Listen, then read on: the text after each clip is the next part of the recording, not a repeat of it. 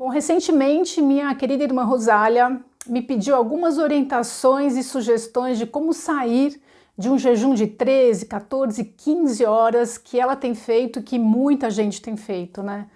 Então, a pedido dela, eu resolvi trazer esse assunto e comentar com vocês um pouco da minha estratégia que eu uso e oriento os meus clientes que querem melhorar sua saúde, ganhar mais energia, melhorar sua composição corporal. E o jejum ele não é indicado apenas para perder peso, mas também para quem quer ganhar qualidade de vida e longevidade. Bom, antes de mais nada, é até um pouco bizarro, né? Uma nutricionista falar sobre jejum, que jejum é o ato de não comer, né? A gente estuda tanto sobre a importância de se alimentar adequadamente, de comer de 3 em 3 horas é fundamental, enfim. E eu confesso que quando o jejum virou essa febre toda, né, a gente ouviu muitos questionamentos e tal, e eu fiquei um pouco, até assim, um pouco receosa, né, de aplicar isso. Aí eu fui entender um pouco melhor do que se tratava, enfim, e como que era todo esse mecanismo a nível fisiológico, quais os benefícios de se fazer um jejum e quais as melhores estratégias para se ter essa longevidade e qualidade de vida. Bom, então, o que é o jejum? Bom, o jejum nada mais é do que expor o organismo a uma restrição calórica temporária. E por que é saudável fazer isso? Bom, porque quando a gente expõe o nosso corpo a uma restrição calórica, isso gera um pequeno estresse, que gera um efeito protetor do nosso organismo. Então, um pequeno estresse, ele é protetor. Então, essa intermitência entre anabolismo e catabolismo, entre estresse e não estresse, isso é uma chave para a vida, isso é bem importante. E hoje a gente sabe, através de vários estudos, que essa restrição intermitente leva a uma perda de gordura corporal maior do que se a gente fizesse uma restrição calórica diária contínua. Bom, os benefícios do jejum intermitentes, que a gente já viu em vários estudos, eles são vários, né? Então, desde prevenção de câncer, porque tem um papel anti-câncer, esse estresse, né? Até diminuição da resistência à insulina, melhora o nosso sistema antioxidante, aumenta os nossos mecanismos regenerativos do corpo, né? Ele é também bem eficiente para emagrecimento, tem um efeito cardioprotetor importante, e também ajuda a diminuir riscos cardiovasculares. E qual que é o melhor protocolo? Bom, na minha prática clínica, o melhor protocolo é utilizar o jejum intermitente, mas adicionando uma restrição energética intermitente. O que seria isso? Como que seria esse modelo? Bom, eu até fiz um rascunho aqui, e eu vou até aproximar a câmera para vocês poderem acompanhar de perto, tá? E eu vou explicar aqui como que eu vejo como isso funciona. Bom, parte-se do princípio que o jejum noturno de 13 horas aconteça todos os dias, né? Pensando que isso daqui é um esquema de uma semana. Então, o que significa 13 horas de jejum? Significa que minha última refeição seria umas 19 horas e minha primeira refeição às 8 horas da manhã. Muito bem, então considerando que eu consuma 2.000 calorias diariamente, essa restrição energética de 70% deve acontecer 2 vezes na semana. O que significa isso? Que em dias alternados, em 2 dias não sequenciais, eu tenha uma redução energética de 70%. Isso significa que em 2 dias na semana, em vez de eu consumir 2.000 calorias, eu vou consumir 600 calorias.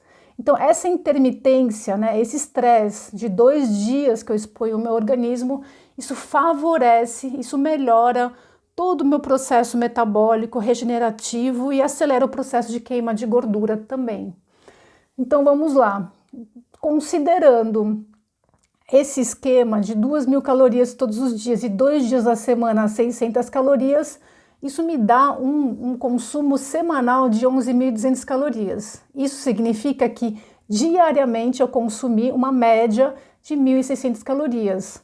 Isso me dá o quê? Um déficit médio de 20% das calorias necessária se eu tivesse ingerido todos os dias. Então, é muito mais eficiente essa intermitência. Então, eu como bem 1, 2, 3, 4, 5 dias na semana e 2 dias da semana eu faço restrição de 600 calorias. Isso me gera um déficit médio de 20% do que eu deveria ingerir. E isso é muito mais eficiente se eu estivesse ingerindo todos os dias 1.600 calorias. Muito bem. Então, considerando o jejum de 13 horas, nesses dias é muito importante a gente manter um consumo de pelo menos 50 gramas de proteína, tá? Isso é bem importante. E também é bem interessante, uma vez por mês, a gente fazer um jejum de 24 horas apenas com líquidos, chás, água, suco de limão, enfim, alguma coisa assim. Porque isso também gera um estresse que me favorece todo esse processo de regeneração celular, tá? Muito bem, como que eu vou sair desse jejum de 13 horas? Então, as dicas que eu separei aqui para vocês são bem tranquilas. Então, assim, claro que depois de 13 horas de jejum ou 14, não muito mais que isso, é interessante não sair comendo carboidrato. Isso é bem importante, tá? Então, não comer carboidrato simples, né, como pão, biscoito, bolo, enfim, cheio de açúcar, né, farinha simples. A ideia é que se tiver um carboidrato que seja de baixo índice glicêmico, e também comer alimentos com mais gordura e proteína. Por exemplo, comer rodelinhas de batata doce com romos de grão de bico, ou comer um abacate com iogurte de castanhas, enfim, alguma coisa nesse sentido. Para quem come ovo, seria uma opção também, comer alguma coisa com ovo, mas evitar, o que eu vejo muito, assim, as pessoas saírem do jejum comendo produtos sem glúten, né? Por exemplo, tapioca. Ou comer algum pão com farinha de arroz, né? Então, assim, ok sem glúten, mas não é a melhor opção, porque também a gente tem aí uma quantidade grande de farinhas que também tem baixo índice glicêmico. O outro ponto interessante nas outras refeições, tipo almoço e janta, também carboidratos de baixo índice glicêmico. Então, comer cereais como quinoa, arroz negro, arroz integral, leguminosas, né? Bastante fibras, isso é importante. Abusar de vegetais crus, de várias formas, ou em forma de salada, ou fazer sucos com vegetais, sopas, também é bem interessante. E principalmente nos dias que eu tenho essa restrição energética, que eu tenho que consumir 600 calorias, por exemplo. Então, abusar dos vegetais crus vai, além de me nutrir, porque eu estou consumindo muita vitamina, muito mineral, vai me dar uma sensação de saciedade interessante, porque eu tenho muita fibra. A gente não dá conta de comer 600 calorias de vegetais, porque é volumoso, e isso também nutre as nossas células. Inclusive, quem participou do meu programa de detox, agora recentemente, vivenciou isso e viu como é gostoso e como é super possível a gente usar essa estratégia de intermitência calórica comendo muito bem. Isso faz parte do programa detox e a gente teve resultados incríveis, né? Então, usar essas estratégias, né, são bem tranquilas no nosso dia a dia. E claro, nos dias que eu vou consumir uma quantidade calórica maior, que seja com qualidade, que seja saudável, tá? E é isso. Bom, essas foram as dicas de hoje, de como sair de um jejum intermitente, qual a melhor estratégia para ter longevidade. Eu acho que antes do que só pensar em composição corporal, acho que ter qualidade de vida e ter longevidade também é tão importante quanto. E é isso, e até a próxima. Um beijo para vocês.